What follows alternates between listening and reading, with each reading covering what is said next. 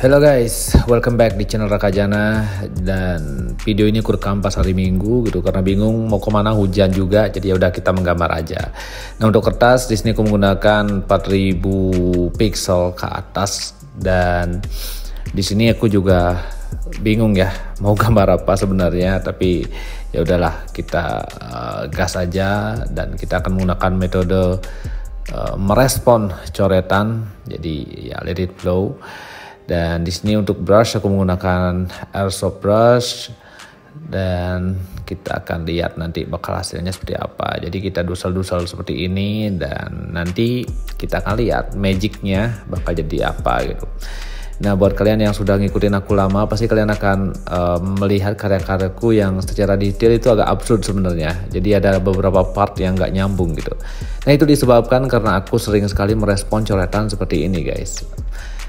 Ketika sekarang aku melihat ini, aku pun nggak akan tahu hasilnya bakal seperti apa. Anyway, di sini untuk brush aku menggunakan brush ink blade, dan settingannya ya seperti ini, hanya di setting taper dan juga stabilization. Ya, that's all. Nah, terus sekarang kita akan langsung mulai proses menggambarnya. Di sini kalian bebas ya, bebas apapun yang kalian pikirkan terhadap coretan ini ya dibuat aja gitu. Kayak sekarang aku mulai dengan proses membuat mata, kemudian aku coba tidak terlalu yang berpikir ribet seperti apa. Jadi apapun yang detik ini aku pikirkan ketika menggambar, ya udah aku buat gitu. Jadi emang itulah uniknya merespon coretan. Dan di sini aku juga bakal menjawab pertanyaan-pertanyaan yang masuk di channel YouTubeku ya. Ini ada dari pertama nih, pertanyaan dari Ahmad Huri. Bang, gimana caranya biar kalau di zoom garisnya nggak ngeblur? Semoga dijawab gitu. Nah, jawaban yang pertama tuh tergantung aplikasi juga guys. Kalau misalnya aplikasi yang kugunakan kayak Procreate, Sketchbook, itu sudah pasti ngeblur karena memang aplikasinya berbasis bitmap, artinya memang sekumpulan pixel membentuk sebuah objek, jadi sudah pasti ngeblur gitu. Nah untuk ukuran sendiri sih kalau aku menggunakan itu minimal 4000 kali 4000 pixel ya, minimal dengan resolusi 300 dpi. Biasanya itu udah cukup solid untuk pixelnya, tapi kalau di zoom ya pasti akan pecah juga gitu. Mungkin kalau kamu pengen hasilnya memang scalable, artinya diperbesar atau diperkecil dengan ekstrim, bisa coba aplikasi yang berbasis vektor. Misalnya ada Adobe Illustrator, ada apalagi ya, Affinity Designer, Corel Draw, dan masih banyak lagi yang berbasis vektor gitu. Ya, jadi itu bisa dicoba, oke? Kita beralih ke pertanyaan selanjutnya dari @Ferry Kresna. Bang Raka, screen protector mempengaruhi menggambar di iPad gak sih? Kalau Bang Raka pakai screen protector merek apa gitu? Oke. Nah jadi kalau screen protector sih ya sedikit tidaknya sih mempengaruhi ya menurutku. Lebih ke feel-nya sih, lebih ke feel menggambarnya gitu. Kalau aku pribadi lebih suka yang glasses. Nah jadi screen protector itu ada beberapa tuh, ada yang glasses, ada yang paper-like, ada yang anti glare. Tapi yang paling banyak digunakan yaitu dua itu, yang glasses, yang licin, atau yang paper-like, yang menyerupai kertas gitu. Kalau aku lebih suka yang glasses karena memang pas menggambar tuh enak aja gitu, lebih licin, kemudian juga pas bikin garis juga lebih enak, lebih luas. Kemudian warna yang dihasilkan dari layar juga lebih cerah gitu. Cuman kelemahannya adalah ketika aku merekam itu mantul guys, mantul. Jadi kalau taruh kamera di atas, jadi pantulan kamera itu terlihat gitu. Seperti yang aku gunakan sekarang, ini adalah yang tipe glasses, yang licin. Nah kalau yang paper-like itu teksturnya kayak kertas. Jadi sebenarnya buat yang suka tekstur kertas udah pasti enak banget sih buat ngegambar, apalagi ada suara-suaranya itu. Kemudian garis juga lebih gampang, pas bikin garis juga lebih gampang untuk dikontrol. Cuman kekurangannya warna yang dihasilkan itu sedikit lebih redup, sedikit lebih redup gitu. Tetap bagus tapi sedikit lebih redup. Terus mungkin nib dari pen itu lebih cepat haus sih, lebih cepat habis karena emang Paperlike ini punya tekstur yang kasar sehingga gesekan antara layar dan pen ini bikin lebih cepat hausnya guys. Cuma dua itu aja sih. Kalau merek sih yang kemarin tuh apa ya? Kayak aku lupa sih mereknya apa. Cuman di Shopee ada banyak sih guys. Kalian bisa beli di sana. Aku juga beli di Shopee sih. Terus ada apa lagi nih pertanyaan? Mungkin aku cari lagi ntar guys untuk pertanyaannya. Sekarang aku balik lagi untuk bahas gambar ini. Nah, jadi merespon coretan seperti ini atau siluet seperti ini sebenarnya tuh enak banget gitu dan nggak harus nyambung gambarnya. Jadi apapun yang terlintas di otak kalian, ya udah gambar aja. Kayak sekarang aku melihat bayangan ini seperti sosok guguk gitu, ya udah aku buat. Jadi guguk yang di sini mempunyai leher yang panjang dan gelembungan ini mungkin kayak dia itu lagi makan sesuatu yang tersendat gitu guys. Terus di bagian bawah kita buat dia ini badannya gitu. Terus tinggal kita buat aksen lain seperti tangan gitu. Ide-ide seperti ini memang harus bisa didapatkan dari berbagai referensi ya. Dari berbagai referensi, dari berbagai film atau apapun gitu. Kayak tadi kenapa lehernya panjang itu aku teringat satu sosok hantu dari Jepang, aku lupa namanya apa, tapi ya melihat siluet tadi kayaknya bisa diaplikasikan gitu. Dan di sini tangannya kayak ada beberapa ornamen yang tentu saja sangat dekoratif. Dan bagian ini aku coba buat gambar wajah, tetapi aku akan buat sosoknya sedikit menyerupai badut. Dan di bagian luar ini akan aku buat kayak rambut guys. Jadi begitu, hasil yang didapat dari merespon siluet ini pasti bakal unik banget. Pasti bakal unik dan yang kalian lihat ini. Jadi sangat jauh kan hasil dari awal sama akhiran tuh pasti berbeda. Dan sekarang kita masuk ke tahap yang paling menyenangkan, yaitu membuat detail dan sekalian kita arsir. Nah, di sini kita akan coba gambar ini kita buat menjadi lebih hidup lagi dengan menambahkan arsiran supaya ada value-nya, ada kedalaman, ada tumpang tindihnya dari gambar ini. Nah, terkait cara arsir sebenarnya aku udah pernah bikin videonya, kalian lihat-lihat aja. Kemudian cara inking juga di video kemarin juga sudah aku upload, jadi kalian bisa belajar di sana. Apalagi sebenarnya channel ini aku dedikasikan buat para pemula gitu. Jadi sebisa mungkin untuk tutorialnya aku buat untuk gampang dipahami. Tapi kalau kalian merasa itu masih sulit, nanti kalian komen-komen aja. Aku sangat terbuka dengan kritik dan saran guys. Bagaimanapun kan kalian yang menonton, jadi tentu harus dibuat supaya lebih gampang untuk dipahami. Nah, balik lagi ke gambar ini. Sekarang dengan penambahan detail, gambar ini jauh terlihat lebih hidup guys, karena seberpengaruh itu detail terhadap sebuah karya. Kalau aku jujur lebih suka karya yang hitam putih ketimbang yang berwarna. Dan aku juga suka karya-karya yang random, karya yang memang enggak finish ya, dalam artian unfinished. Aku suka karya yang belum jadi. Nah, aku suka banget, gak tahu kenapa, aku suka aja liatnya gitu. Dan mungkin kalau kalian sepanjang menonton video ini kalian melihat ada lalat berterbangan, gak tahu kenapa nih di desaku sekarang tuh banyak banget lalat, mungkin karena musim hujan juga, jadi agak banyak gitu, maaf ya. Oke, dan pas ngegambar ini aku juga lagi dengerin musik-musik dari tahun 90-an, musik-musik zaman aku kecil ya, 90-an sampai ke awal 2000-an, kayak Ceylon Seven, kemudian Dewa 19 gitu. Jadi kalau aku biasanya menggambar tuh pasti harus dengerin musik, atau nggak dengerin musik ya sambil nonton recap alur film. Ada yang sama nggak kayak kebiasaanku? Atau kalau kalian sendiri pas menggambar itu sambil ngapain nih? Apakah dengerin podcast atau apa gitu ya? Coba share di kolom komentar.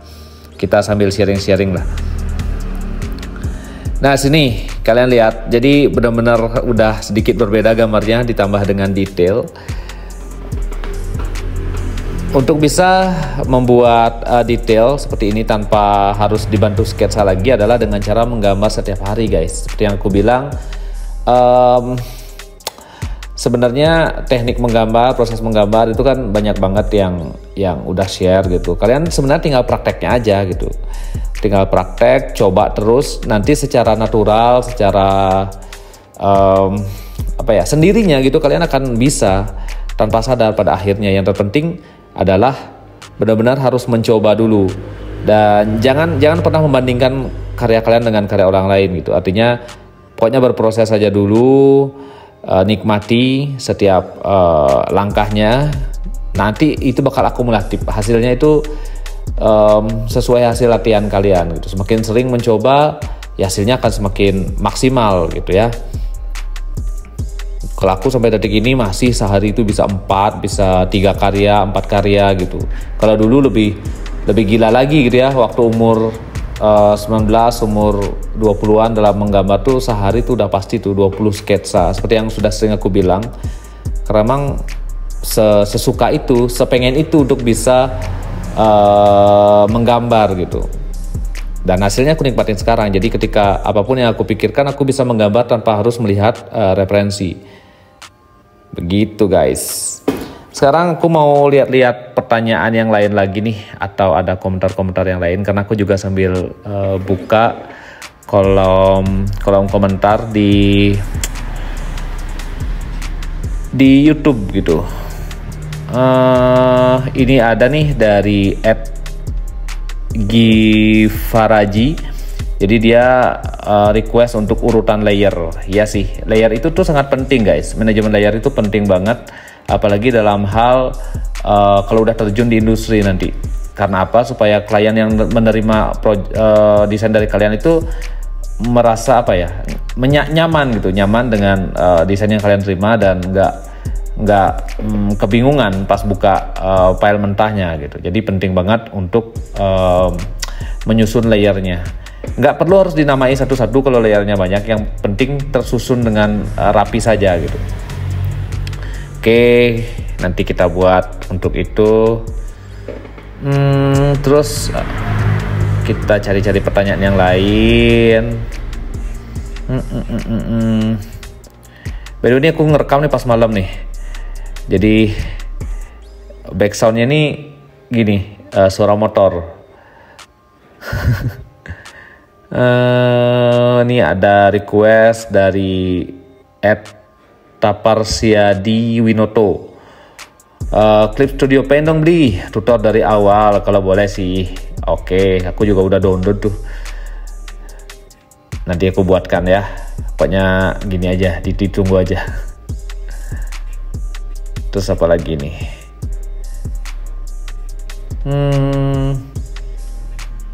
Oh ya, ini ada pertanyaan dari @Ryuzen Animazi. Si Ryuzen ini nanya, beli ada kelas online nggak? Nah kebetulan aku baru aja buka kelas online. Jadi kalau kalian mau join, kalian tinggal follow aja @Rakajana Institute. Nah di sana nanti kalau kalian udah benar-benar pengen untuk kelasnya, nanti bakal di follow up sama timku. Jadi untuk kelasnya sendiri, kurikulumnya itu menyesuaikan kebutuhan dari calon siswanya guys. Misalnya kayak sekarang aku ada murid yang pengen belajar flat design. Jadi aku fokus untuk mengajarkan dia cara membuat flat design yang bagus, yang profesional. Sehingga nanti outputnya untuk murid itu bisa untuk dijual di marketplace atau di microstock gitu. Jadi tergantung keinginan kalian. Kalau pengen belajar karakter, ayo kita fokus di karakter. Jadi kita nggak akan belajar yang lain. Karena memang pertemuannya hanya 10 kali pertemuan gitu. Jadi kita harus maksimalkan itu. Terus kita cari pertanyaan yang lain.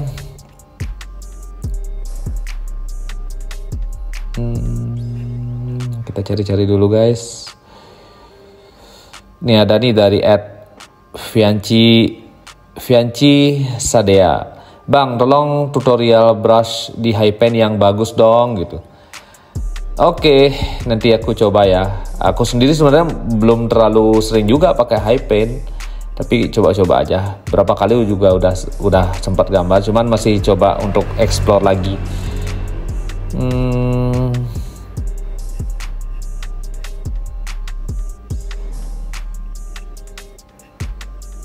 Ini juga ada dari pertanyaan di @Muhammad Dakra Wahid. Mau nanya beli kalau automatic drawing sama abstrak sama atau beda gitu.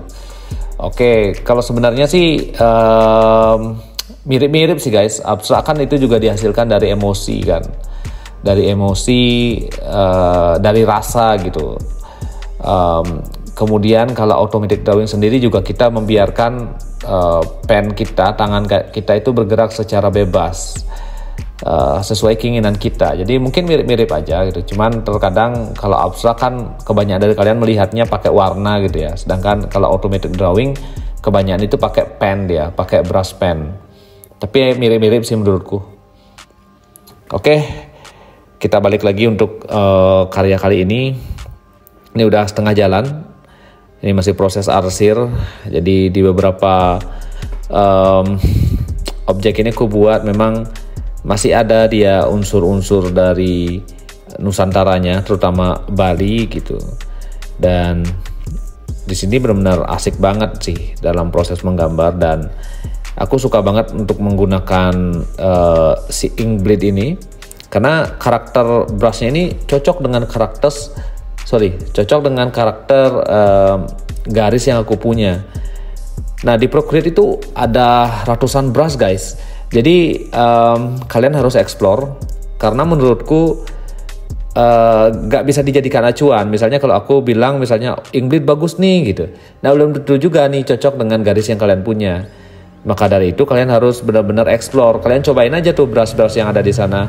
Nanti kalian pasti akan ketemu satu brush yang memang cocok dengan garis yang kalian punya, kalian nyaman menggunakan gitu. Makanya aku jarang banget sih kayak ganti-ganti brush gitu guys. Pasti cuma itu yang ku gunakan. Kalau nggak Studio Pen untuk inking ya pasti Inkblade ini gitu. Walaupun kadang-kadang masih menggunakan brush lain, cuman jarang banget. Paling sering 2 brush ini. Jawabannya kenapa? Ya karena cocok dengan karakter garis yang aku inginkan dan aku punya gitu. Nah ini masih proses. Sekarang aku coba buat di bagian dagu ini ada hiasan dari ornamen gitu, dan keberadaan detail seperti ini benar-benar keras banget pengaruhnya pada sebuah karya. Kalian bisa lihat sendiri karya ini jauh menjadi lebih hidup ketimbang sebelumnya.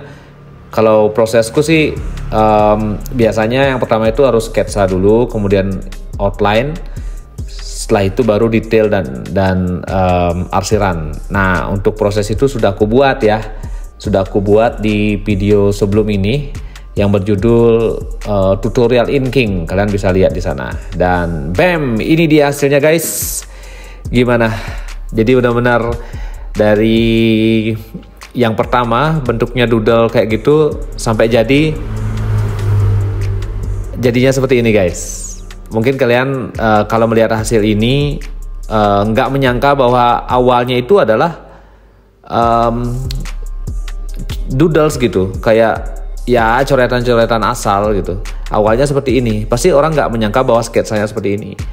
Tapi yang jelas yang pengen aku share bahwa metode ini sangat asik sekali buat kalian yang pengen untuk belajar menggambar tapi bingung mau gambar apa, bisa menggunakan itu karena nanti kalian akan bisa merespon itu menjadi sesuatu gitu ya. Yang jelas semoga video ini bermanfaat dan see you di konten selanjutnya. Bye bye.